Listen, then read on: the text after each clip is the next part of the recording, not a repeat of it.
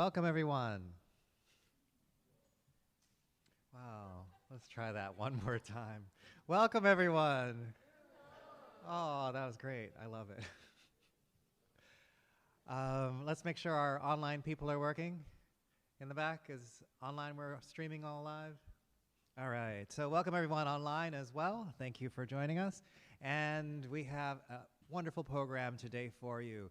So just want to thank my students, want to thank all of our guests for coming. One of my friends says, if you know, storytelling, we like to have an audience, and if you weren't there, we'd be talking to ourselves, he says. So happy that you're all here, and we have a really special program. Want to thank the Roots of Compassion and Kindness, the Rock Center, for some sponsoring today, as well as the Seidler Foundation for our food out there. So let's give them a round of applause. Thank you. Also, a thank you to this venue, the Art Gallery, as well. Just beautiful to have stories and art together. So a round of applause for this gallery as well. And finally, I want to just bring us all together to share some stories. Kim Whitecamp can't be with us today, but we have a medley of storytellers in our showcase. So I'm Dr. Joel Ying. Most of my students know me, but everyone else, I help produce the events here for FGCU Storytelling and do a lot of work behind the scenes with the programming, and also teach storytelling to my students. So I'm happy that everyone's here, happy that the online people are here, and want to get some stories started. So our first storyteller is part of the Tamiami Tale Tellers. She was telling stories here last week, or a couple weeks ago rather, and I asked her to come back to fill in because she's got some stories of kindness and compassion. Her name is Mary Lou Williams. She's from Fort Myers, and she's going to wow you with her stories. Please welcome Mary Lou Williams.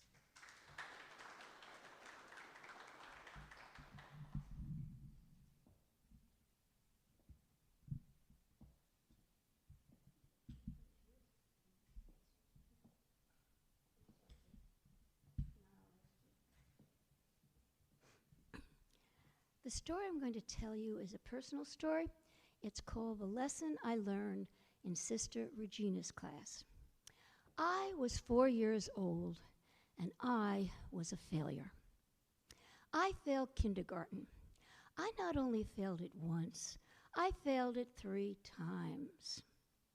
When I was a child, promotion occurred twice a year at Our Lady of Grace Elementary School in a suburb of New York City where I lived. And so, when I was 4 and a half, my kindergarten class was promoted to the 1st grade. I was not promoted with them. I was left back. I was the only one. I tried harder.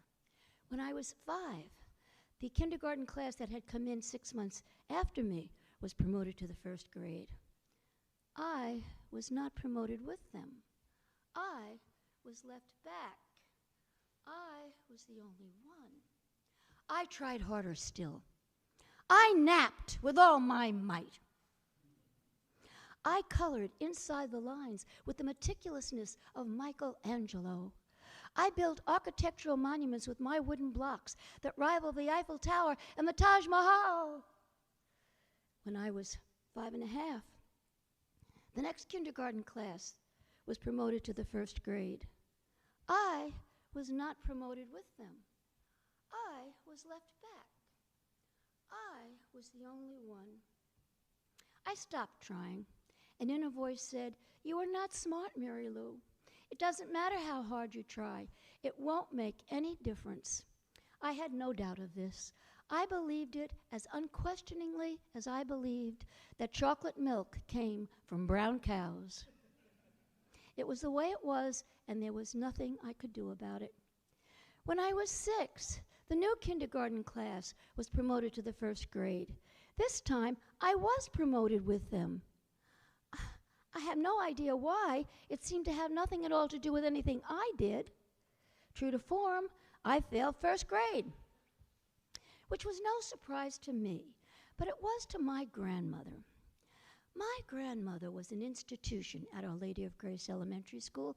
She played the piano and directed the musical productions at the end of each semester. She had great influence with the nuns, and she used it to have me promoted. If it weren't for my grandmother, I would still be in first grade. I promptly failed second grade. I was put ahead again, compliments of my grandmother. I proceeded to fail third grade. I was promoted anyway. I failed all the way up to fourth grade. My grandmother's influence knew no bounds. It wasn't until I was older that I found out that it was because of my grandmother that I had started kindergarten at the age of 4. At Our Lady of Grace Elementary School, children started first grade at about the age of 6, so they started kindergarten at about the age of 5 and a half. My grandmother thought that I would be better off in kindergarten than at home, and used her influence with the nuns to have me placed there a year and a half too early. Hence my 3 failures. I was left back until I was old enough to start first grade. In fourth grade, I arrived in Sister Regina's class. Sister Regina was beautiful. She had big blue eyes and pink cheeks, and she was always smiling. Her face was framed by the black and white nun's habit of the Ursuline order. She seemed to be a lot younger than the other nuns. I believe she was 19. She must have told us that was her age, because that's the age that I remember, that I think of her as. And Sister Regina had come from Quebec, Canada. My grandmother had come from Quebec. I was the only kid in the school who was of French-Canadian descent. I felt a kinship with Sister Regina because I was French-Canadian, too. She told us stories about horse-drawn sleigh rides in the snow, about her mother and father and sisters and brothers. When I stepped into Sister Regina's classroom, it was like stepping into another world, the world of her childhood in Quebec. Everything went well for me in Sister Regina's class. I even won something for the first time in my life. Sister Regina had a raffle, and I won a pair of rosary beads. They were little, plain, inexpensive black beads, but they were the most beautiful beads in the world to me. Something else happened to me for the first time in Sister Regina's class. I passed a test. I copied from Kathleen Holmes. Kathleen Holmes got an 84 on that test. I got an 85. And I thought to myself, Kathleen Holmes got an 84 and I got an 85? I got 1 point on my own. This was, maybe I'm not dumb. This was an epiphany. For the first time, I doubted my belief in my stupidity. I decided to start trying. When the next test came along, I didn't copy from anybody. Every point I got on that test, I got on my own.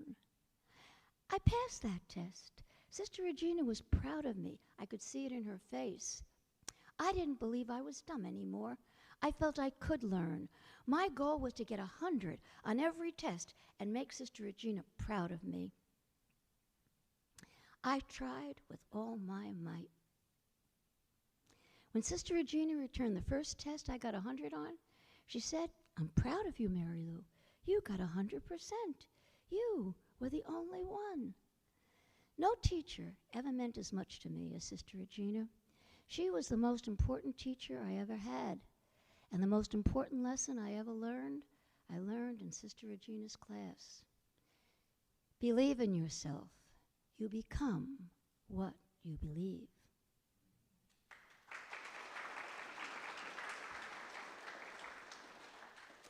Now, the next story I'm going to tell you is an Aesop fable. And you might know of this fable. It's called The Lion and the Mouse. Thank you. But I have fractured it, and you being students of storytelling in Dr. Ying's class know what a fractured fairy tale is, or a fractured fable. So I fractured this to make it my own and make it more modern and relevant. So here is my version of the Aesop fable, The Lion and the Mouse. Once upon a time, a lion was sleeping, dreaming of wildebeest stew and zebra fillet, when all of a sudden he was awakened by a little mouse running all over his face. The lion was angry.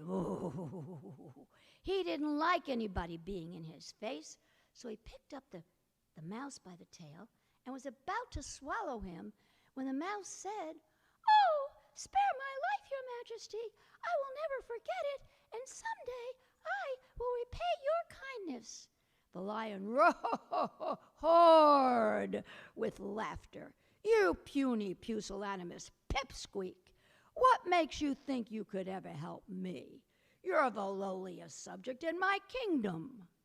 "Oh, you have talents I lack, your immense intrepid loudness, but I have talents you lack."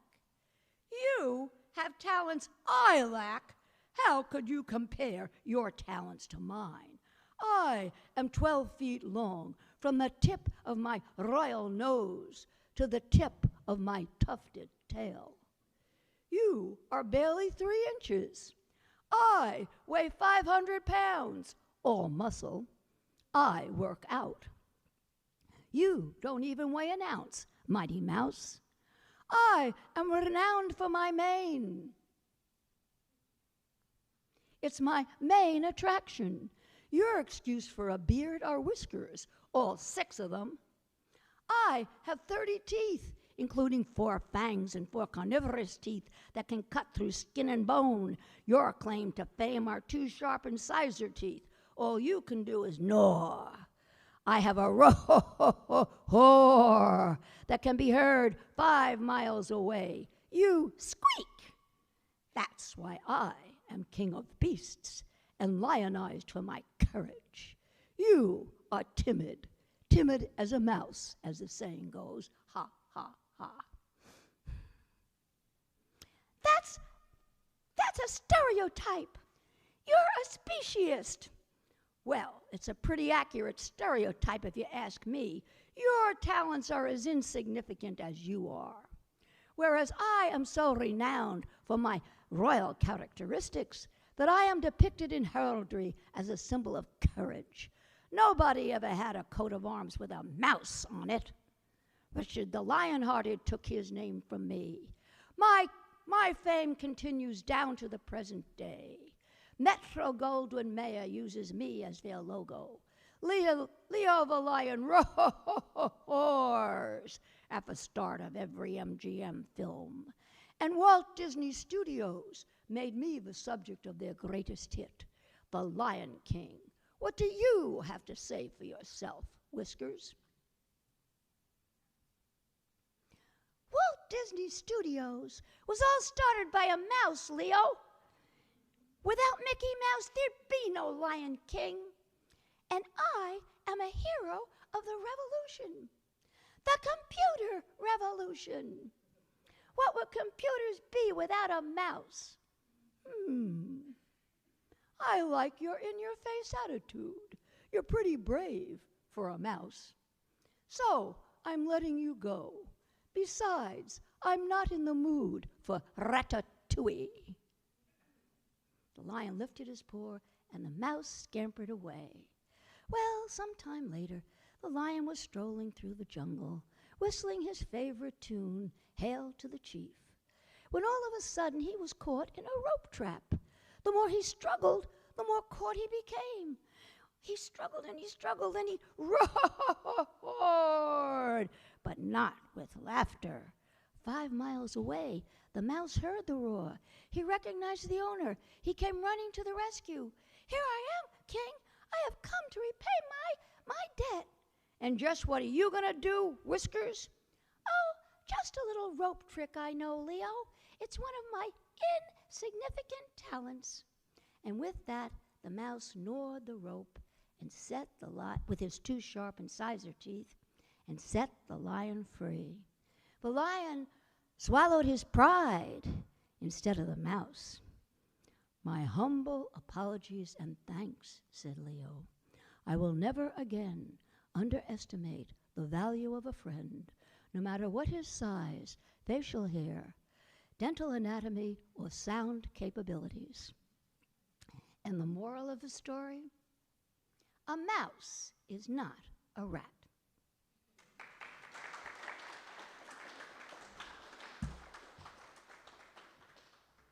Thank you.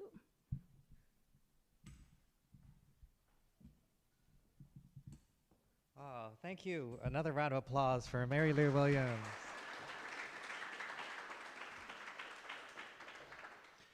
So in our stories of kindness, bringing us a teacher and putting yourself in every story, thinking about those people in your life that believed in you, that allowed you to be where you are. So I love that story of Sister Regina, and I love thinking about you coloring between the lines and napping as hard as you can. And also how kindness happens in our little lion and the mouse story. So think about how kindness happens in so many different stories and all of our folk tales as well. I was so jealous of your puppets, I decided I needed some help up here on stage. So this is my grasshopper who's helping me MC tonight. Hello, everybody.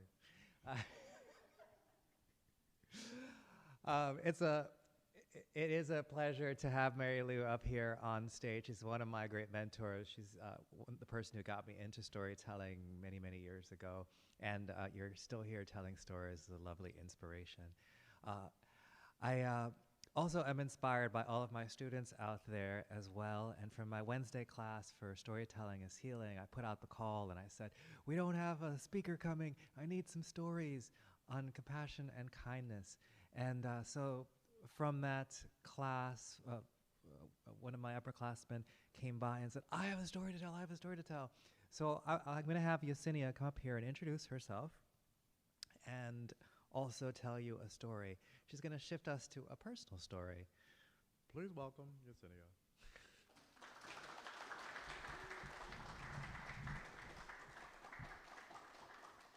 Hello. So this story is called My Boss is My Therapist. So dating back to 2023, my mother was dealing with some health issues, very lethargic, a lot of cramping, just wasn't feeling very well. So for the next 2 years, she kept expressing her health concerns to her doctors. And what they kept doing was regular health screenings, but what they didn't do is a cancer screening. So fast forward to January of 2025, my mother finally got the diagnosis of stage 2 cervical cancer. And this isn't her first time having cancer, but this one was a little more aggressive.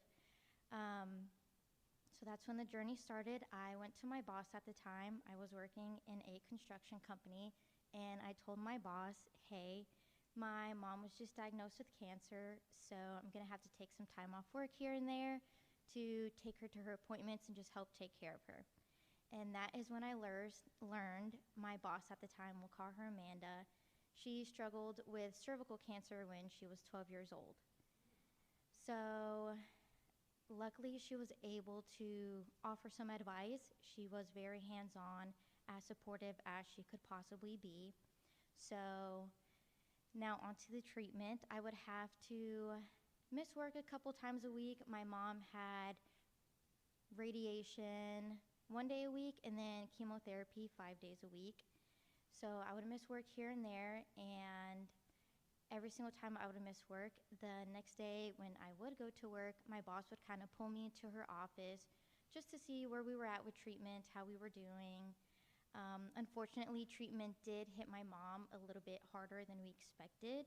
She was getting very sick all the time. She would pass out all the time. It was getting to the point where she just could not leave the house. So I talked to my boss about it, and she went through it all. She lost her hair when she was 12. It hit her much harder than it hit my mom. So she kind of walked me through it. I was nervous my mom would lose her hair, and just seeing her become more and more weak over time. So I asked my boss, like, do I tell her she's going to lose her hair? What can I do to help her? And my boss said, no, don't tell her what's to come. Don't tell her any of that. Just let it play out the way it's supposed to play out, and then offer as much support as you can. Give her a safe space to feel what she needs to feel. So that's what I did. Didn't tell my mom what was to come. And luckily, she did not lose her hair, but it was thinning a lot. She was not doing great. So I created little gift baskets for her, little treats and whatnot my mom could come home to after her treatments. And we really just pulled through together as a team. It was very difficult on me as well, seeing just someone you love so much fall apart. And, cancer's scary. You never know what's going to happen. So I talked to my boss about that, and it just became a little routine. Every single time I would come into work after missing a day off, we would spend an hour in her office. She would tell me what to expect, what I can do. I would tell her how I was feeling. And she just always made sure to remind me, even though I was taking care of the doctor's visits and taking care of my mom's, that I didn't have to carry the weight of this alone. So it was just very nice having like a second family at my job I can go to and just be open with them, and they know exactly what my mother was going through. They knew exactly what I was going through. So fast forward to 8-9 months later, my mom was finally cleared for surgery. So they were able to remove all of her reproductive organs and everything, and she is now in remission, thank the Lord. But the story is just like a reminder that you don't have to go through things alone. There are people that are willing to be there for you. There are people who are willing to, hold your hand through the tough times and whatnot. So that's my story.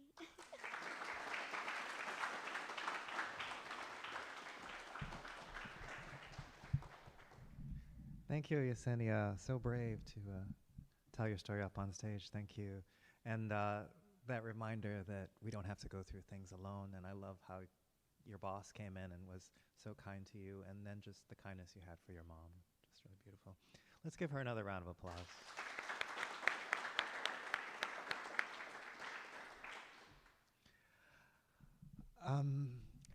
I did forget to tell you that this exhibit is called Girl Feast by two alumni here at FGCU, Izzy and Chloe.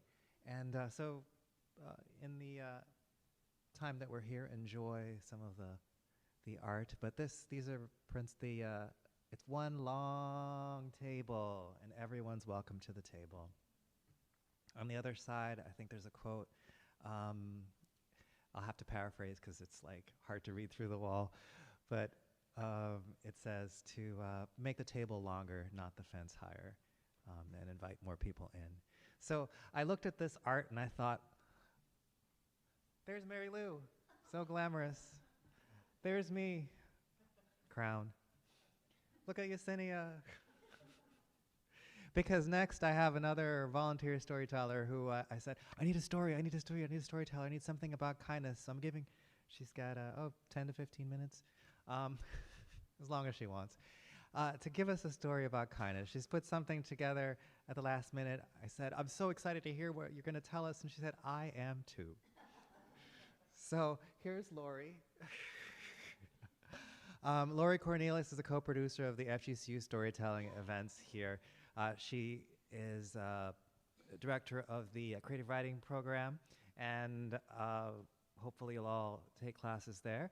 And that's the program that supports FGCU storytelling as well, and does a lot of other open arts programming where you can come and read or present your art, different types of art, theater, anything, at that event at the library, which is November the 12th from 6 to 8, the data visualization wall. And let's see, anything else I need to tell about Lori? She's just an amazing, amazing supportive person. So every student she has just raves about her. And all the other professors say, Lori, you're doing too much. But she continues to do amazing things supporting all of us behind the scenes. So it is my pleasure to bring Lori Cornelius to the front of the scene to tell us a story.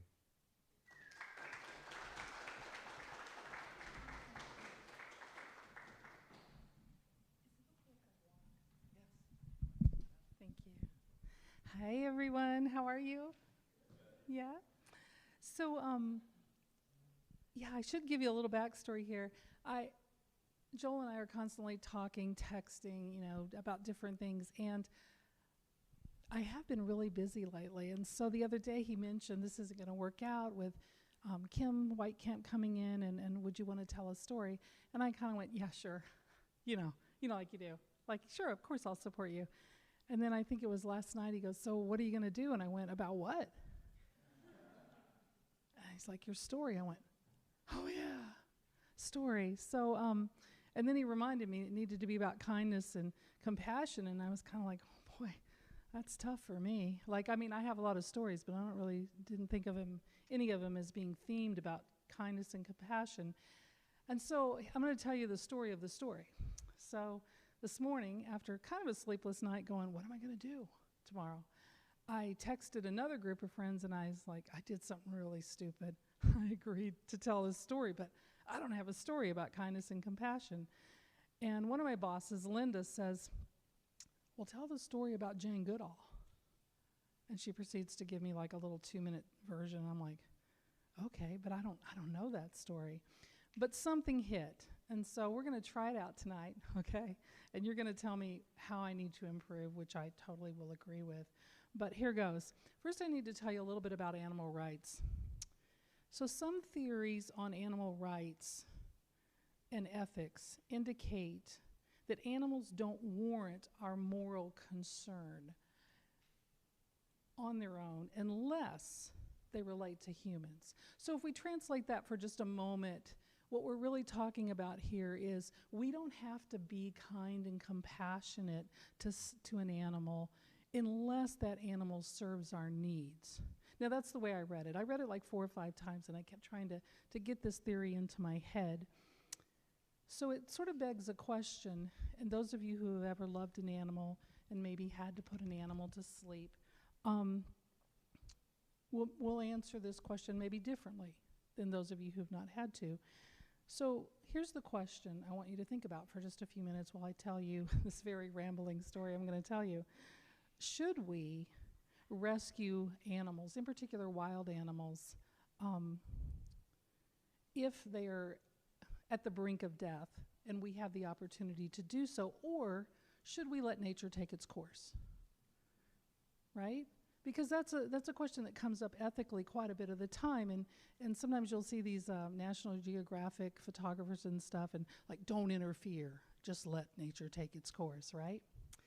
So I'm going to tell you a little story about my dog, Texas Pete, and I see some other friends here, Stephen, who, did Pete ever bite you?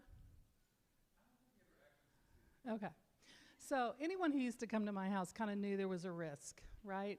Texas Pete was not the world's best dog. But first I got to tell you a little bit about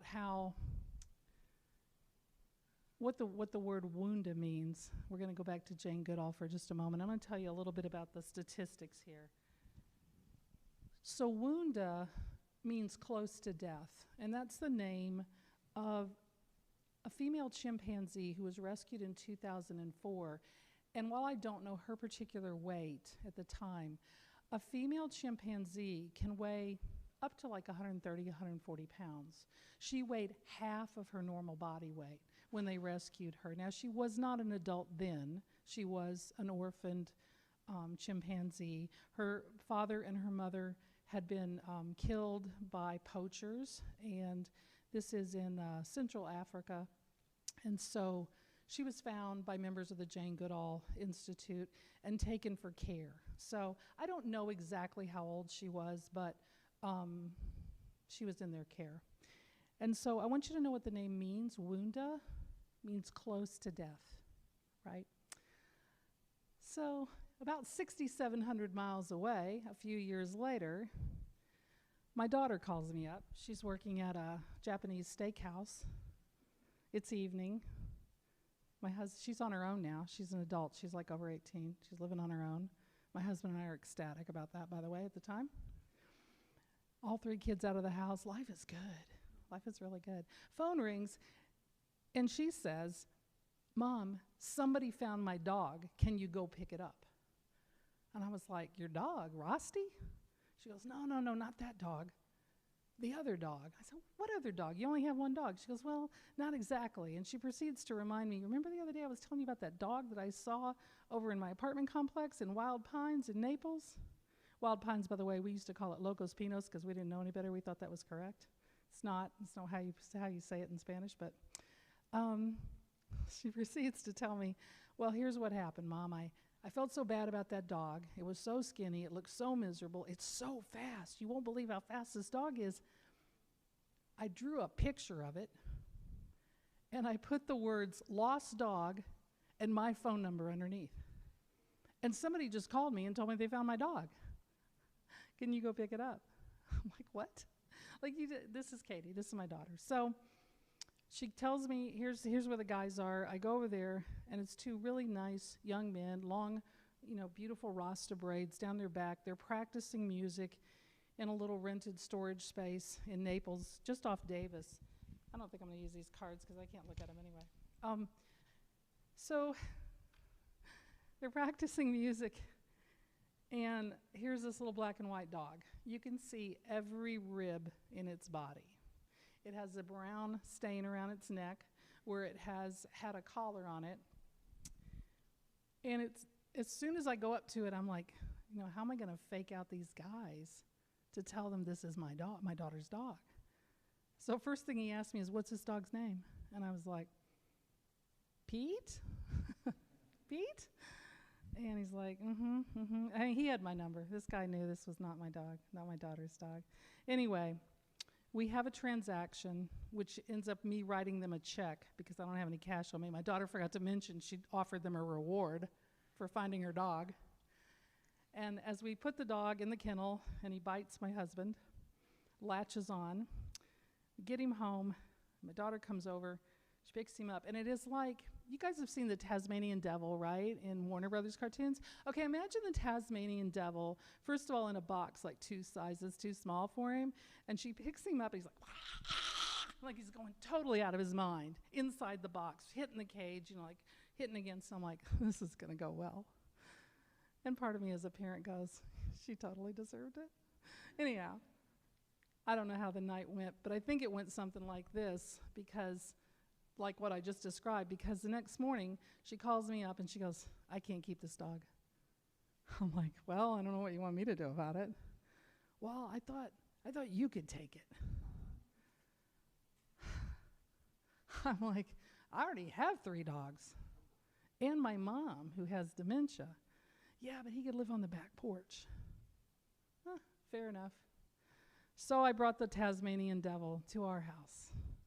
And Texas Pete, as he came to be called, not after the hot sauce, by the way, although I let people think that. He's actually named Texas Pete after a children's cartoon. Any of you guys ever seen Super Ted? British cartoon, it's really good. You should watch it. And he's, according to my husband, one bad hombre. So, Texas Pete comes to live with us on the back porch. Texas Pete is 10 pounds of pure anger and terror. Skinny, tiny, marks on his neck, like I said. This dog has not seen care in a really long time, if ever. So, Texas Pete lives on the back porch. It's cold, it's winter. I know it's Naples, how cold could it be? But my husband gives him a little heater, a little portable heater, plugs it in outside. Texas Pete comes out of his box, turns in front of the heater, turns both ways, goes back into his box. And this goes on for a little while, a few weeks. I have like 5 locks on the door because, as I mentioned, my mother was with me. She had dementia. And we didn't leave her for very many hours a day. We'd go to work, come back, and check on her several times a day. But Pete, every day, in the afternoon, we'd come home and we'd do a little Pete therapy, okay? Pete therapy went something like this. We would sit on the porch. The dog would jump on our laps. We were terrified of this dog. He would jump on our laps, and we would pet him. And this is what he would do. The whole time we're petting him. And this went on for several weeks. And I'm thinking, this is just not going to end well, right? So I come home a few days later. You ever have those moments where your heart stops for just a second? My mom, all like 83 years of her, is sitting in the living room, and this dog is on her lap. And she's petting it, but not like this. She's doing like this. And he's going, I just about passed out. I go over and I'm like, hey, Mom, where did you get the dog? And she says, he was on the back porch. And he was jumping and jumping and jumping, so I let him in. And so I was like, oh, yeah, I remember I was telling you, Mom, not to let this dog in. Yeah, I don't know where this dog came from. So this is the kind of conversation we had. Anyway, I go to take Texas Pete off of her lap, and he said, in his own doggy way, I will kill you if you touch me. And I believed it. So eventually it came time to take Texas Pete to get him fixed. And when we got there, we went to pick him up. I don't know how it went during the event, but when we went to pick him up, a sweet little vet tech girl pulled me aside and she said, you need to put that dog down, like now. That's an evil dog. That's a bad dog. And the vet came out, he's a really nice guy, and Pete was like trying to gnaw his leg off, and Pete was jumping up trying to kill him, pictures of things to come at my house. We had that dog until the day we had to put him to sleep, about 17 years later. There's a lot of stories about Texas Pete in between. There's a lot of stories I could tell you of things that he did and things that he shouldn't do. He has a rap sheet, by the way, in 2 counties. Quite a bit of activity. But I think the thing that I really want you to know about Pete, and there are so many things I would like to tell you about that dog, is he did fill out. He did become nice to me. He hated men. I'm assuming it was a man that abused him so badly. But he came to love me, and he would follow me around the house. Everywhere I went, there's Pete. And so the only way I could trust myself to pick him up was when he had a harness on. I would pick him up like this and then put my hand underneath him. And my husband said, it looks like you're carrying a luggage. He's like, he's not a purse. He's not a suitcase, Lori. But it's how I knew to handle him. And he and I got along fine, as long as I didn't forget and pet him too quick, as long as he chose us, as long as he chose to be kind to us. So eventually, somewhere in Africa, in 2013, I believe, 7 or 8 years after they had rescued Wanda, they took her, nursed back to health, and they can't really release these chimpanzees back into the wild, okay? Because they can't thrive like that on their own, but they need to be in an environment that mirrors the environment that they should be in. So it's a very long process. First, it was many years to get her back into good health. Then it was some time to get her comfortable around humans, and to eventually take her on a very long trip, which included not only an unbelievably long truck ride, but also an extremely long boat ride to where they let her go. And you may remember this iconic moment that was captured, and you can Google it like I did today, where Jane Goodall, who passed away recently, is interacting with this chimpanzee. It's a very touching moment. And she's just standing there, and the other woman who's nursed this animal back to health is there. But they've opened the crate. They've gotten her to this island. She's going to be with all of these other beautiful chimpanzees, and she's going to live a life. She's going to live the life, at least to some extent, she was meant to live. And they go to let her out, and she sits on the crate for a few moments, and then, just without any provocation on Goodall's part, she turns and she hugs Jane Goodall. And it will make you cry. When you watch it, it will make you cry. And I can't help but think of all the times my poor husband, who I didn't even tell you about all the times my husband got bit by this dog. I mean, he's got like a piercing here, Pete bit him here. One time John bent over and was like, "Hey, little guy, how you doing?" Pete jumped up and bit him in the stomach. And I mean, he could have, Pete would have been such a good pierce and tattoo artist because it was perfect. I was like, "Can I put a stud in that?" My husband's like, "No." But I thought it was pretty funny, but he didn't. So anyway, they let out this beautiful gorilla. It turns around and hugs her. And I couldn't help but think how I'll never have that with that dog. I will never have that moment where I can hug this dog. Except there will come a moment, and there did. There did come a moment. When Pete became so frail he couldn't stand up anymore. This is a dog who did not appreciate diapers, too, I might mention. Couldn't really stand up anymore. He's falling. We knew it was time. It was that day. We take him in. Of course, we're all crying. Everybody's crying. And if you've ever had to go through that, don't leave your animal. Stay with it. Stay with it. It's the best, kindest thing you can do is to be there. They were there for you. And Pete, man, he's angry to the end. "I'm going to kill this vet tech." I'm like, "Nah, you're not." And so as he's going to sleep for the final time in our arms, let me rephrase that, for the only time in our arms, I got to watch my husband hug that dog. That dog was such a jerk. He was a total jerk, but I love that dog.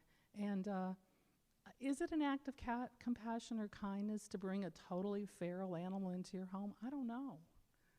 I don't have an answer for that. I'm not any closer to answering that now as I was when we brought that dog into our home. But I'll tell you this, it was an act of compassion and kindness on his part to choose us. Thank you.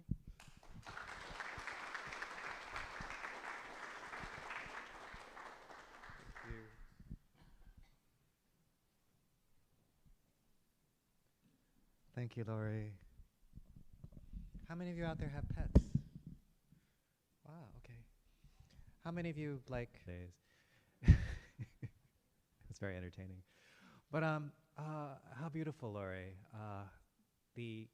So many levels of kindness and compassion in that story as well.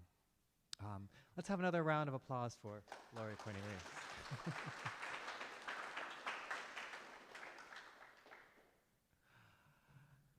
Let's see. One of the storytellers that I really enjoy, her name is Jan Blake, and I listened to her once on a TED Talk, and I've seen her live in performance, and I heard her tell this story. And so this is a folk tale that has its origins in a whole different culture. Over in the Middle East, over in Afghanistan, this story is told. And she heard it from her teacher, I heard it from her, and who knows how far back those stories will go.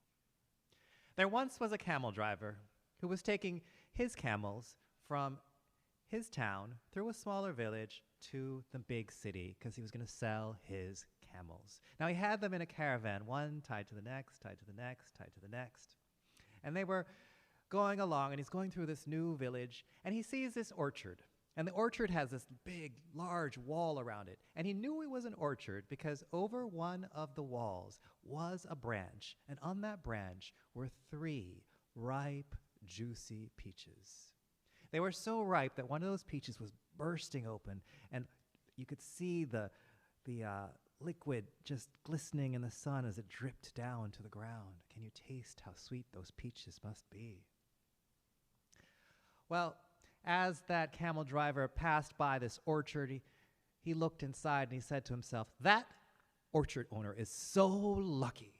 He gets to stay at home with his family and still make a living. Well, just at that moment, that lead camel broke away and went for that ripe, juicy peach. And the orchard owner was sitting inside, or was inside of his fence on his porch, and he had seen through the gates that were open this camel driver go by. And when he saw the camel driver go by, he had thought to himself, that camel driver is so lucky. He gets to go on adventures all around the world and still make a living, while I have to stay right here. Well, when that orchard owner saw that camel go for his prize peaches, he got so angry. He picked up a rock and he threw it right at that camel. And it hit that camel right between the eyes, and that camel fell dead. Well, the camel driver looked at his camel. That was the lead camel. That was his prize camel. That was a camel that would bring him the most money at the market. He got so angry he picked up a rock and he threw it right at that orchard owner. Well, the orchard owner, he saw that rock coming and he turned to run and move, but he didn't go fast enough and hit him right on the temple. And that orchard owner fell dead. Now, to kill a camel is one thing, but to kill a man is another. And so that camel driver looked around, hoped no one had seen. He cut the rope for his lead camel, and he got on his camel, and he was trying to head out of town, hoping no one had seen him. But someone had seen him.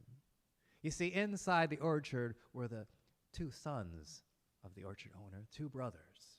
And they had seen this happen. And so they ran out after him. And they pulled him off his camel and they yelled out, "Murderer! Murderer! You've killed our father! Murderer! Murderer!" He said, "No, it was an accident. It was an accident. I didn't mean to do it. He threw a rock at my camel and I just got so angry and I didn't mean it. It was an accident. And I have money. I have blood money. And I can pay for your father's life. I have blood money." "We don't want your money. We want blood, a life for a life." Well, by this time, a crowd of people had appeared around them. They were all yelling, and they were all wondering what has happened. "Murderer, he killed our father. We'll never again be able to enjoy our father at the cafe, drinking coffee and enjoying time and sweet conversation. He's a murderer. It was an accident. It was an accident." Well, the people, they dragged him to the town to see the judge. And the judge came out. "What's going on? What's this? What's this?"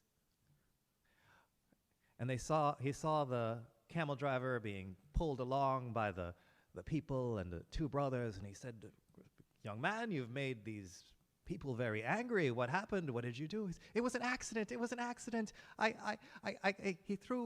He threw a rock and he killed my camel and I got so angry and I threw a rock and I didn't mean to do it. I didn't mean to do it. It was an accident and I have money. I have gold. I have gold. I can pay for their father's life."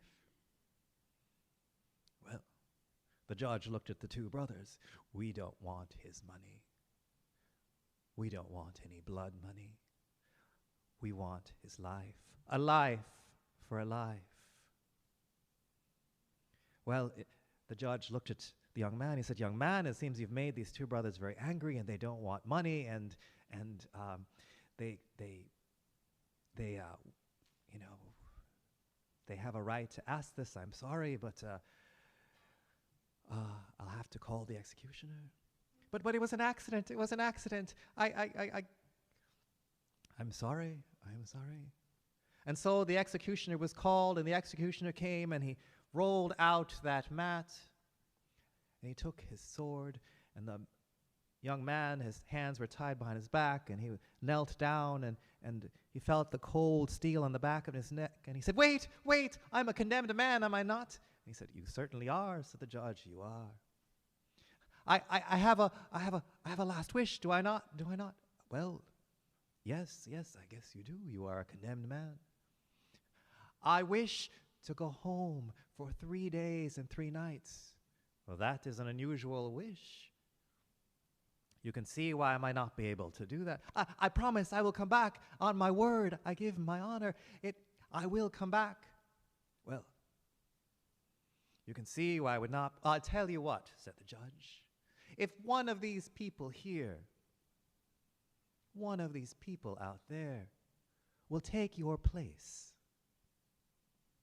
while you are gone, then you may go." Well, the people were murmuring, "I wouldn't do that. I wouldn't do that. He deserves to die. He killed a man." Well, in the back of that crowd, there was an old man. And the old man raised his hand and said, I will take his place. And the people, they looked around. Who said that? Who said that? I wouldn't do that. He won't come back. So the old man, the crowd parted. The old man came to the front, and the judge looked at him and said, Old man, you know what you're doing. If this man does not come back, you know that you forfeit your life. Yes, Judge. Yes, Your Honor, I understand.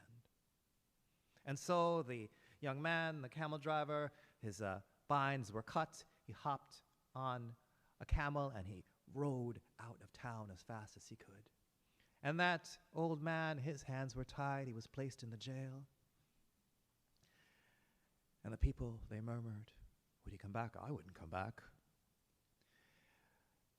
Well, 1 day passed. 2 days passed. The 3rd day was passing. It seems, old man, you may have made a poor deal. Well, that 3rd day passed, and the next day the old man was taken out. The executioner was called. The prayer mat was placed. His hands were tied behind his back, and he could feel the cold steel on the back of his neck. When someone yelled, wait! Because out in the distance they saw a cloud of dust, a cloud of sand. Wait, somebody's coming. And as the cloud came closer, they saw it was a man on a camel. And it was the camel driver. He jumped off the camel. He says, wait, I'm not too late, am I? I'm not too late, am I? Old man, thank you, I am back. And he got the old man, his binds were cut, and he said, I am back, I am ready to die. And so he bowed his head, and he could feel the cold steel on his neck, and the judge said, wait.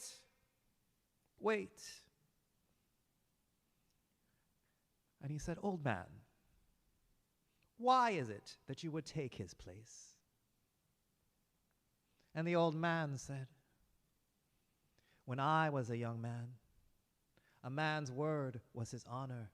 A man's word was his bond. And I knew that I did not want to live in a world where a man's word meant nothing. Impressive, said the judge. And you, young man, is looking at the camel driver, where were you? And so the camel driver told him that, Your Honor, I had been at home, and at home an old woman gave me her jewels to keep safe for her. And if I had not returned to find those jewels and give them back to her, my family would have been called a thief. I would have been called a thief, and for 7 generations my family would be called thieves. I had to go back. Return the jewels to the old lady. And I said goodbye to my wife, and my 4-year-old son was still clinging to my leg. He wouldn't let me go till late that evening when he was crying. The wife put him to sleep. I said goodbye, and I left. And I came back. I'm sorry, old man, I'm sorry, but I'm here, and I'm ready to die. Well, the judge thought about this, and he said, when I was a young judge, I learned that there can be no justice without compassion. There can be no justice without mercy. He turned to the brothers and said, brothers, you have heard this man's story, have you not? You have heard this man's story. Yes, Judge, we have. You will take blood money for your father's life, will you not? Yes, Judge, we will. No heads will roll here tonight, then. It is decided. And so we will retire to my home. We will drink pomegranate wine. We will count the gold. And we will tell each other our stories.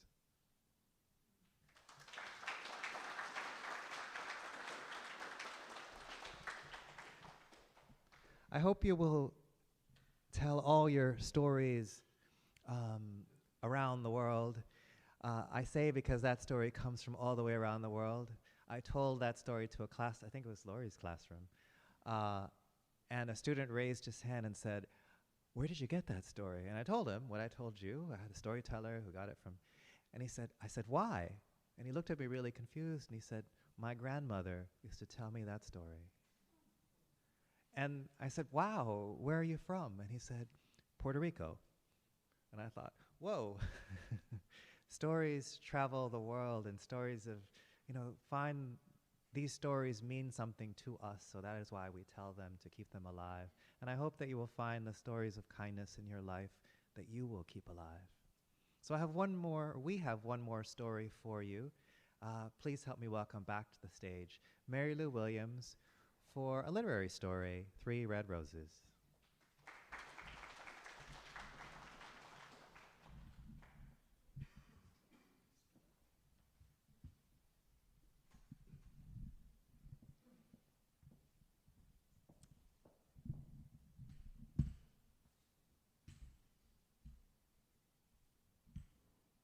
This story is an adaptation, as Joel said, of a literary story that was written by Sulamith Ish Kishore and published in Collier magazine in 1943 during the Second World War. And it's about the Second World War. And my adaptation of the story is called Grand Central Station and 3 Red Roses. This story takes place during World War II, as I said. It's about a young man named Joe who enlisted in the United States Army the day after Pearl Harbor. He was sent to the European theater as soon as he finished basic training. Every day at mail call, when all the other GIs were getting mail, G.I. Joe's name was never called. A buddy of his noticed and asked him why. I don't have a family, I don't have a girlfriend, so there's no one to write to me, and no one for me to write to. Joe's buddy said that he could get mail if he wanted to. There were people in the States who had volunteered to be pen pals for soldiers like him who didn't have anyone to write to them. All Joe had to do was apply. And so he did. He chose a woman named Molly. He picked that name because it sounded old-fashioned, warm and friendly and unintimidating. And sure enough, when he got his first letter from Molly, it was all of those things. And he thought he had made the right choice. Now he looked forward to mail call. Molly never failed to answer his letters. He felt comfortable writing to her and telling her about his fears and his experiences, and she was always understanding and sympathetic and encouraging. These letters came to mean more to him than he had expected. They sustained him during the hardship, the deprivation, the boredom, interspersed with terror that is the lot of a soldier during wartime. He felt he could tell Molly things he had never told anybody else before. She became his confidant, his support, his best friend, his buddy. After they had been corresponding for about a year, Joe asked Molly for a picture so that he could attach a face to the letters he received from her. But Molly said she would rather not exchange pictures, that they had a relationship of one soul to another. And a picture would set up preconceptions, misconceptions, prejudices, and expectations that would inevitably inhibit the free expression of feelings and ideas that flowed between them in their correspondence. So their letters continued without benefit of illustration for the duration of the war. Finally, after 4 long years, the war ended, and Joe had survived. He wrote Molly, telling her that the ship bringing him home would be docking in New York Harbor, and asked if they could meet. Molly lived in New York. She agreed and suggested they meet in Grand Central Station under the big clock, and so that they would at 12 noon, and so that they would recognize one another. Each should wear a red rose. On the appointed day, Joe arrived at Grand Central Station with a red rose in the lapel of his uniform. But in order not to appear too anxious, he waited until the big clock at the opposite end of the huge station said 5 minutes to noon, and then he started across. When he was a little more than halfway to his destination, he spied the area. He scanned the area under the big clock.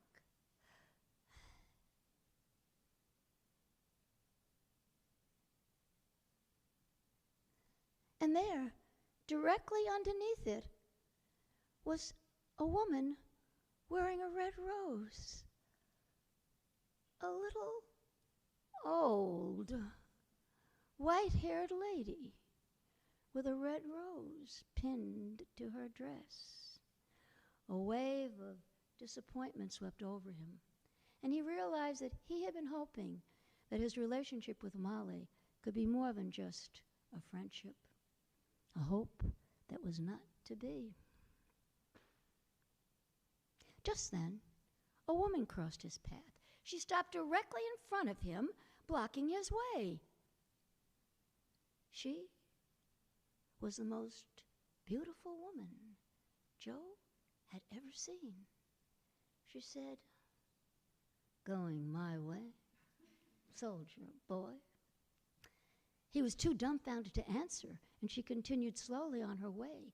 He turned instinctively to follow her, but then realized that if he did, he would not be able to keep his appointment with Molly, the woman who had been his confidant, his support, his best friend for 4 long, lonely years. He hesitated. As he stood there, the beautiful young woman receded further into the crowd. If he didn't hurry to catch up with her, she would be lost forever. But he did not move. He watched until she disappeared from his view. And then he turned and resumed his course across Grand Central Station toward Molly, his buddy, the woman whose friendship he would treasure for as long as he lived. As he reached the little old lady with the white hair, he smiled and introduced himself. "Hello, Molly. I'm Joe." "My name isn't Molly," said the little old lady with the white hair. "My name is Bess." Joe was visibly startled. I'm sorry," he stammered. I mistook you for someone else." But Bess continued. "A young woman asked me to stand under this clock and to wear this rose. And if a young soldier wearing a red rose in his uniform should introduce himself, I was to tell him that she would be waiting for him in the coffee shop directly across Grand Central Station from this clock." Once again that day, Joe traversed the expanse of Grand Central Station. He went into the coffee shop, and there, at one of the tables, was the beautiful young woman who had crossed his path just a short while before. This time, she was wearing a red rose. As he reached the table, she smiled and introduced herself. "Hello, Joe. I'm Molly, and I owe you an explanation." She invited him to sit down, and then she explained. "All my life, I have been sought after because of my beauty, but I never felt that I was loved for myself alone, for who I really am, for my soul. I never felt it before until I felt it in your letters. But I had to be sure. If you had followed me when I crossed your path, you would never have seen me again. But you didn't." Joe and Molly were married later on that year. Bess was the matron of honor. And as she walked down the aisle, she carried a bouquet of 3 red roses.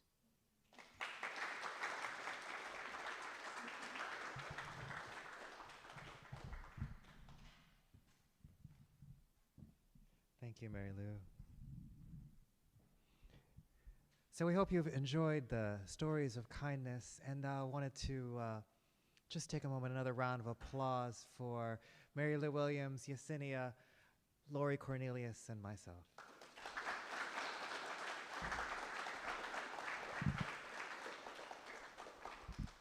Also wanted to open it up to any questions out there, but also before that, I wanted to run around. I always like to hear what moments stick with you in your head from the stories. So I'm thinking of the Tasmanian devil and in a box from Lori's story. So I'll pass it around real quick, and we'll just moments to stick with you. I would say the moment that stuck with me was Mary Lou's last story. I just find that so beautiful that rather than chasing after a woman that, he was already, it was like love at first sight. He treasured the friendship he had. So he met up with the lady. He stuck to his word, and that led to something beautiful. So I just absolutely love that story. It was very nice. Yep. What sticks with you, Mary Lou? Oh, so many. They were all wonderful. I think Laura's story, because the Tasmanian devil was so hard to love, and yet, he was a feral animal that a lot of people would have put down right away, and that you didn't, and that he responded to that love. That's what Jane Goodall taught us. Animals have feelings. They have emotions just as we do. And he responded to that and became a loving creature. So I was really touched by that. In the story of the Grand Central Station and the Three Roses, what stuck to me was how you worded when you went across Grand Central Station, and how it was a big expanse, and that reminds me of when I was there, and it was huge and it was beautiful. Yeah, that's what stuck with me too, was the image of Grand Central Station and just that little old lady standing underneath the clock, and the soldier being loyal to his friend rather than chasing his desires. I actually really liked your first story of constantly being held back and then realizing why later, and the sort of repetition you used from getting held back 3 times. I really liked the judge's quote in your story. There is, or justice cannot exist without mercy and compassion. I feel like that really sticks out, especially with a lot of stuff going on in the world right now.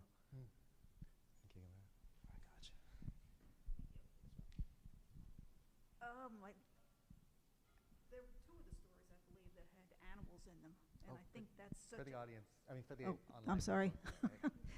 There were 2 of the stories that had animals in them, and that's such a relatable element when you're talking to any group. I mean, we're a group of, well, I am anyway, group of strangers, and it's just amazing how touched you could be by that commonality. Gosh, all the stories were just wonderful and really moved me, and I just want to say thank you. Thank you so very much. In the story you told, Joel, what particularly moved me was people finding their way to goodness in the direst, most violent, finding their way back to who we can really be. And that was just, Finding their way back to compassion. Yeah, and your story was so brave and beautifully told. Thank you for sharing that. I really liked the Three Roses story. I've heard it once before and absolutely loved it then, and you being retelling it was a good remembrance of it. So I liked the dog who wouldn't let anyone pet him, because my dog's really grumpy and he growls if you try to pet him when he doesn't want you to pet him. I really like the Three Roses story because I like how symbolic the red roses were, and then how she walked down the aisle with them too, and the visual was really cool too. I liked Mary Lou's first story because I hope to be the kind of teacher who can make an impact on our students the way, I'm sorry, what was her name? Sister Rachel did for Sister you. Regina. Yeah, Regina, Sister Regina. sorry.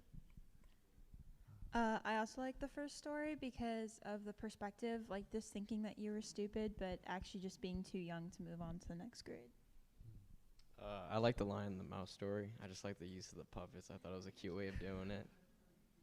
I was actually going to say the same thing. As childish as it sounds, I really like to seeing the difference in size of the puppets and everything, and just being able to notice that that doesn't matter, and everyone has their own talents, and not to judge someone off how they look.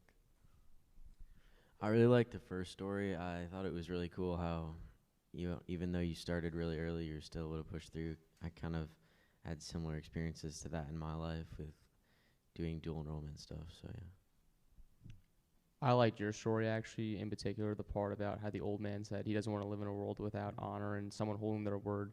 I think it really stands true today with people kind of going back on their word pretty often, and there's no one holds each other accountable as much as they would back then, so I think it's just a testament to people holding they stand to what they stand for. I was going to say the same thing with your story of men just holding to their word and like sticking true to what you say and not altering from that. I think all his stories have been so touching in different ways, but I was thinking about Asinia's story and how it just, whatever higher power you personally believe in, I think you get people put in your life for a reason, and that particular connection that she had, what are the chances her boss, at 12 years old would have had this experience, as horrible as that was, but I just thought it was kind of beyond serendipitous. It was just really like amazing that she was there for her, and I thought that was really something. I really liked how heartwarming and funny like the redone version of The Lion and the Mouse was. I thought it was really funny with the puppets and everything. I kind of like your story, I guess. Like what they said earlier, but yeah. I like the story about your boss being your therapist, because I thought it was courageous of you to not hold it in and use your boss to like talk to them and realize that everyone like shows compassion. You just have to like reach out for it. I liked your story, the various acts of compassion. So the old man taking his place, the camel rider using the 3 days to make it so his family wouldn't suffer for like having the jewels and being branded thieves. The judge stepping in, and then the sons ultimately agreeing to take the money instead of his life. I like the first story. I just thought it was a good story about like self-realization and just believing in yourself. I'd have to say the story of finding a therapist and a boss, as that was just a pleasant surprise. Usually I wouldn't expect to see someone that approachable in the position of a boss, but that was nice to see. I also like the therapist story. I think it really shows that just putting yourself out there and letting people know that you're going through hard times, there's are good people out there that will be by your side, and you just have to find them, and compassion is real. I like the Lion and the Mouse story because it shows that even the biggest and the strongest need help from time to time. I really liked all of the stories, and I think I found something wonderful in each one of them. Great job. For me, it was Lori's story about having to put Texas Pete down, because I had a feral cat that I had for about 12 years, and the only time I was ever able to hold her was when it was time to put her to sleep. So I loved all y'all's stories, and the moment that sticks with me is when Lori asked me, "Steve, did Texas Pete bite you?" And I had to think for a moment to realize, no, it was your other dog that bit me. And you haven't heard about that one yet.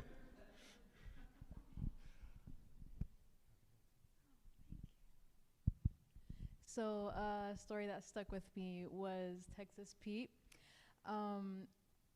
My grandma also had dementia, and she was going through dementia and Alzheimer's, and she fought cancer 3 times during that time. And she was as crazy as my feral cat. He moved in on his own, and he was the fluffiest cat we've ever had. Didn't know where he came from. He was orange, and he had really nice blue eyes, and he was so crazy. My family called him El Gringo, and he was just an amazing cat, and the only person that could pet him was my grandma, and they were just a crazy pair. And my grandma, she beat cancer 3 times, and she died of natural causes. The doctor said that she was very, very healthy, and she had a very long life. So that was beautiful. Thank you, thank you. Oh gosh, you guys, such beautiful moments you guys shared. A round of applause to yourselves. Thank you. Well, I'm gonna close here.